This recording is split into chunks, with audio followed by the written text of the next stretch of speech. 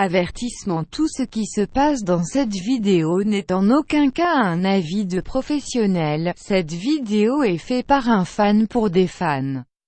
Je vous prie donc de ne pas rager et de vous installer confortablement dans votre siège, la vidéo va commencer. Yo le Staku, ça fait un bail n'est-ce pas? Et oui, je suis de retour après une longue absence et je m'en excuse. Mais c'est pas pour ça que vous êtes ici n'est-ce pas? Aujourd'hui, le manga que je vais vous présenter s'appelle Vinland Saga. C'est un manga historique sur l'époque des Vikings et surtout sur la guerre entre le Danemark et l'Angleterre. Il est écrit et dessiné par le mangaka Makoto Yukimura aux éditions Kurokawa. Il a commencé en 2005 et est toujours en cours de parution. Il compte à ce jour 19 tomes. Ce manga mêle éléments historiques et fictifs. Je vais pas vous dire de quoi ça parle vraiment.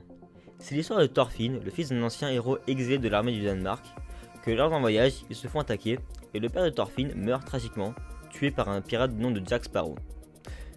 Non, Askeladd en fait. Thorfinn décide donc de rentrer dans l'équipage d'Askeladd pour venger son père.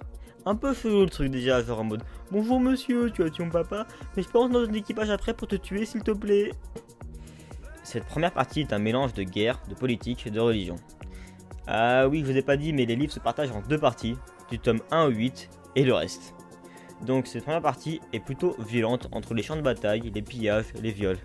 Oui, des viols. Pour les cochons et les cochonnes, hein, pas d'amalgame bien sûr. En fait, ça se dit pas d'amalgame?